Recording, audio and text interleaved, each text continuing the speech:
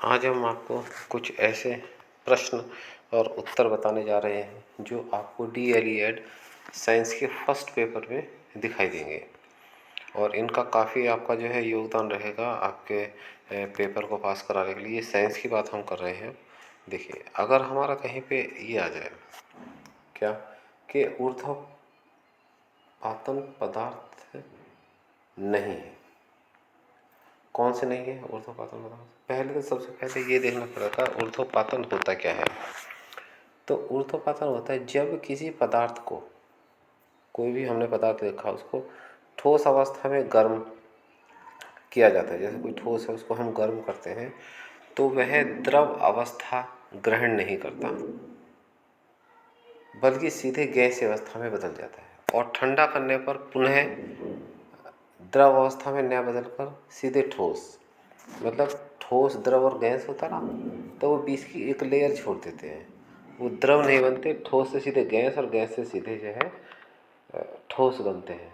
ठीक है, तो उस वाली चीज़ को जो हम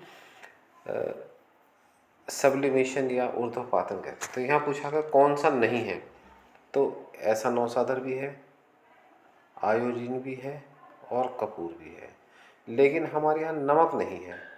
नमक, तो इसका उत्तर जाएगा ऊर्ध्वपातन कौन सा नहीं है। ऊर्ध्वपातन में नमक हमारा नहीं आएगा। अब हम अगले क्वेश्चन की तरफ चलते हैं।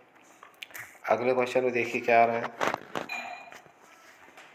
अगले क्वेश्चन में देखा जा रहा है यहाँ पे कि निम्नलिखित में कीटभक्षी पौधा, क्वेश्चन नंबर 2 देख रहे हैं, निम्नलिखित में कीटभक्षी पौधा कौन सा है। क्या होते हैं कीटभक्षी पौधे? कैसे होते हैं? जैसे जो कीटों को खा जाते हैं, ठीक है, कीड़े मकोड़ों को खा जाते हैं, जैसे निपेंथीस, सनड्यू, वीनस ट्रैप या उपयुक्त सभी। तो ये ऊपर के जो हैं सभी, निपेंथीस भी है, सनड्यूज भी है और वीनस फ्लाई ट्रैप, यानी कि ये सभी के सभी जो हैं कीटभक्षी पौधे हैं। ठीक है ना, तो सभी के सभी कीटभक्षी पौधे, तो उसका तो उपयुक्त सभी आ जाएगा। अब हम तीसरे क्वेश्चन की बात करते हैं। क्या है तीसरे क्वेश्चन में? तीसरे क्वेश्चन में हम देखते हैं नमक के विलयन से नमक प्राप्त करने की विधि क्या कहलाती है? वो क्या वो वाष्पन कहलाती है, छानना कहते हैं, निथारना, या उपयुक्त में से कोई नहीं। मतलब कि नमक घुला हुआ है, उसको आपको जो है प्राप्त करना किस चीज़ से, तो कैसे करेंगे प्राप्त? पानी में घुला है तो नमक कैसे निकालेंगे? तो जाहिर है कि छान के तो आप बिल्कुल भी नहीं निकाल सकते नमक को। निथारना भी एक तरह का वो छानने जैसी प्रक्रिया है। ठीक है, उसमें कुछ देर तक के लिए पानी को रख देते हैं शांत अवस्था में, लेकिन वो इसमें नहीं आएगा। तो हमें जो है इसमें वाष्पन ही एक इसमें क्रिया है। वाष्पन से मतलब हम उसको सुखा लेते हैं। समुद्र में से नमक जब आती है तो हम उसको सुखा लेते हैं। ठीक है, तो हमारा ये वाष्पन हो जाएगा। इसमें हमारा फोर्थ क्वेश्चन है, इसमें द्रव्यमान का मात्रक क्या है? क्या है मात्रक? द्रव्यमान का मात्रक क्या है? क्या द्रव्यमान का कुंटल होता है, किलोग्राम होता है या ग्राम होता है? तो उसका जो द्रव्यमान का मात्रक है वो किलोग्राम होता है।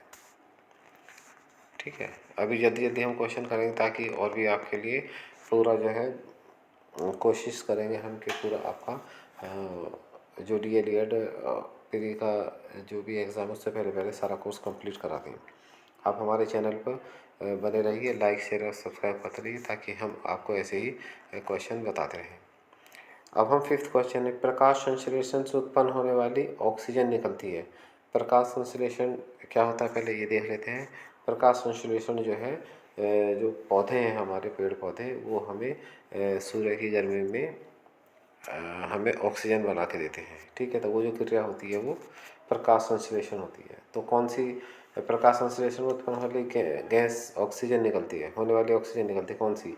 जल से निकलती है, कार्बन डाइऑक्साइड से, शर्करा से या पर्णहरित से? तो इसमें जो है वो हमारी जो ऑक्सीजन निकलती है वो जल से निकलती है, क्योंकि पौधे जो जल ग्रहण कर लेते हैं और फिर को है उसको प्रकाश संश्लेषण की क्रिया से हमें ऑक्सीजन में बदल के दे देते हैं। अब हम देखें इस क्वेश्चन में चलें, क्वेश्चन नंबर 6 में निम्नलिखित में से कौन सी विधि घुलनशील ठोस पदार्थों को द्रव में परिवर्तित करती है? निथारना, वाष्पीकरण, तलछटीकरण या छानना। तो वो ये घुलनशील अगर चीज़ है कोई, तो हमने उससे पहले बताया था, तो वो केवल आप जो है वाष्पीकरण से ही आप उसमें जो है चेंज कर सकते हैं। तो इसका उत्तर जो आपका जो है वो वाष्पीकरण हो जाएगा। अब हम नेक्स्ट क्वेश्चन पे चलते हैं, क्वेश्चन नंबर 6 में किसी धातु के तल के क्षेत्रफल का मात्रा क्या है? तो तल का मतलब समझते हैं? आपने कभी प्लॉट खरीदा होगा, आपका मकान होगा, या जहाँ आप किराए पे रह रहे हैं उसकी जगह होगी, तो एक दायरा होता है उसका, उसको हम मापते हैं, वर्ग फुट में मापते हैं, वर्ग मीटर में मापते हैं, मीटर में, किलोमीटर में, किस चीज़ में नापेंगे? तो ये उसी चीज़ की बात कर रहे हैं। तो आपने देखा वर्ग मीटर, हम हमेशा जो कहीं प्लॉट लेते हैं तो वो एक वर्ड बोलते हैं सभी लोग कि हमारा आवास जो है या हमारा प्लॉट जो है 100 वर्ग मीटर का है। तो अब क्षेत्रफल की बात कर रहे हैं तो वो क्षेत्रफल बताते हैं उसका, तो इसलिए उसका जो है वर्ग मीटर इसका मात्रक होता है। ठीक है, अब नेक्स्ट क्वेश्चन पे चलते हैं हम, क्वेश्चन नंबर 8 क्या है? क्वेश्चन नंबर 8 में हम 8 और 9 दोनों देखेंगे। देखिए क्वेश्चन नंबर 8 में क्या है? क्वेश्चन नंबर 8 जो है हमारा मछली, ये बहुत आसान क्वेश्चन है आप लोगों के लिए।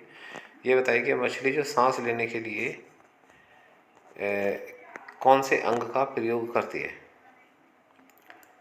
ठीक है, बताइए, या मछली में सांस लेने के लिए कौन सा अंग पाया जाता है? दोनों एक ही चीज़ है।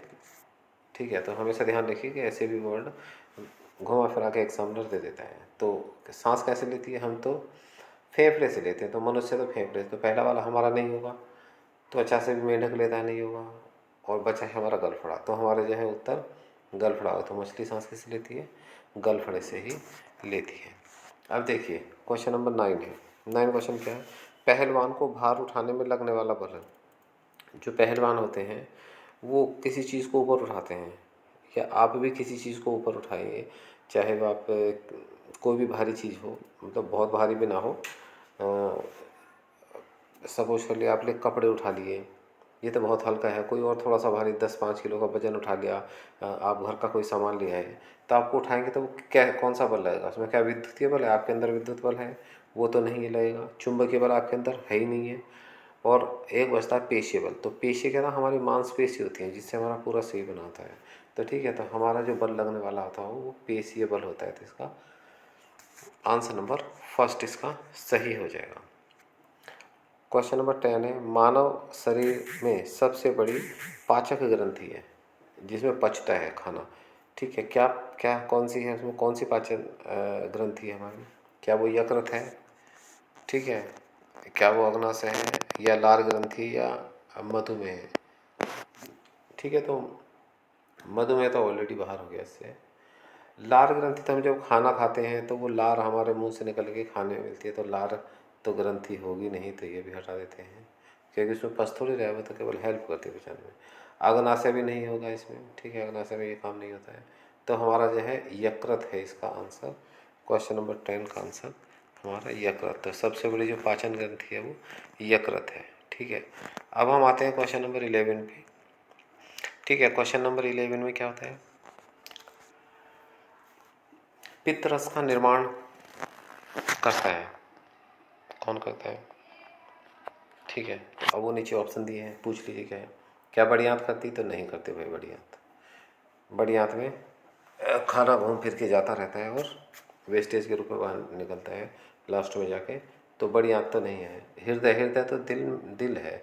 तो दिल में तो हमेशा जो है ब्लड सर्कुलेट होता, तो दिल नहीं होगा हमारा। क्या यकृत है? यकृत तो लीवर है। अभी तो उससे पहले जो हमने क्वेश्चन किया था उसमें लीवर सबसे बड़ी गलती, खाना पचाने काम आती है। पित्तरस तो नहीं बनता उसमें। तो बचा गया हमारा पित्तरस। तो हमेशा जो है एक जो है पित्त का निर्माण करने वाला जो हमारा स्थान होता है शरीर के अंदर, वो पित्ताशय होता है। कभी कभी आपने देखा कि किसी के पित्त में पथरी हो जाती है। ठीक है, इसी सब सर्वाइव के लिए देखिए कि पित्त में पथरी होगी तो उसका ना पूरा पित्ताशय ही निकाल देते हैं। ठीक है, तो फिर वो खाना नॉर्मली जो हम खाते हैं वो नहीं खा पाते, फिर उनके लिए सेलेक्टेड चीज़ें ही खानी, क्योंकि पचाने में हमारा जो पित्त रस का बहुत बड़ा योगदान होता है। तो पित्तरस कहाँ बनता है, पित्ताशय में बनता है। अब ऐसे ही हम क्वेश्चन नंबर 12 की बात करते हैं। क्या है क्वेश्चन नंबर 12 में, मानव दांतों के प्रकार होते हैं, बताइए कौन कौन से होते हैं। क्या वो कृदंत होते हैं, क्या वो रदनक होते हैं, क्या पृच्छवर्ण या चवर्ण होते हैं। तो ये और चौथा ऑप्शन है इसका उपयुक्त सभी। ठीक है, बताइए क्या होते हैं। तो मानव दांतों के प्रकार तो कृदंत भी होते हैं, रदनक भी होते हैं, पृच्छवर्ण और चवर्ण, मतलब जो चबाने वाली चीज़ें हैं, चबाने वाले जो दांत हैं। चवर्ण इसलिए उसको कहते हैं, पृच्छवर्ण की बात है। तो इसका जो उत्तर है हमारा उपयुक्त सभी हो जाएंगे, क्योंकि कृदंत, रदनक, पृच्छवर्ण और चवर्ण हो जाएंगे। ठीक है, अब हम क्वेश्चन नंबर 13 पे चलते हैं। क्वेश्चन नंबर 13 क्या हमारा, दांतों की कठोरता किसके कारण होती है, बताइए। 13 क्वेश्चन नंबर है, दांतों की कठोरता किसके कारण होती है। ठीक है, कैल्शियम के कारण होती है, आयरन के, या इनेमल के, या उपरोक्त में से। तो हमेशा जो इनेमल इसका जो है सही उत्तर हमारा हो जाएगा। क्वेश्चन नंबर हम देखते हैं 14 को, क्या बोल रहे हैं 14 में। 14 में वह बोल रहे हैं कि अग्न्याशय की लैंगरहंस की दीपिकाएं किसका श्रवण करती हैं, बताइए। अग्न्याशय की जो वो है लैंगरहंस की दीपिकाएं किसका श्रवण करती हैं, इंसुलिन का करती हैं, पित्त रस का करती हैं, अग्नाशय रस का करते हैं, या उपयुक्त सभी का करते हैं। तो बताइए। तो अग्नाशय की जो लैंगरहंस की दीपिकाएं हैं वो केवल इंसुलिन है, ठीक है, इंसुलिन का श्रवण करते हैं। ठीक है, नेक्स्ट क्वेश्चन हम 15 पे चल रहे हैं। द्रव्यमान का मात्रक क्या है, बताइए क्या होता है द्रव्यमान। ओहो, ये तो क्वेश्चन हमने जस्ट अभी किया है। बताइए बताइए क्या क्वेश्चन है, कोई समझ पाए अगर बताएं तो कमेंट करिए हमारे चैनल पे। देखते हैं कौन सबसे पहले देता है इसमें आंसर। आप हमारे जो है लेक्चर को सही से सुन रहे हैं या नहीं। तो कुंटल होता है, किलोग्राम होता है, ग्राम होता है, या न्यूटन होता है। ठीक है, तो हमेशा जो है द्रव्यमान का जो मात्रक होता है ना वो किलोग्राम होता है। तो इसका उत्तर जो है 20 सही हो जाएगा। ठीक है, आज के लिए हमारा इतना ही। हमारे चैनल को लाइक, शेयर और सब्सक्राइब करिए। और DLED first year, first semester हम पूरा कंप्लीट कराएंगे, आपको कहीं जाने की ज़रूरत नहीं, आप हमसे जुड़े रहिए और हमारे चैनल को लाइक, शेयर और सब्सक्राइब करते रहिए।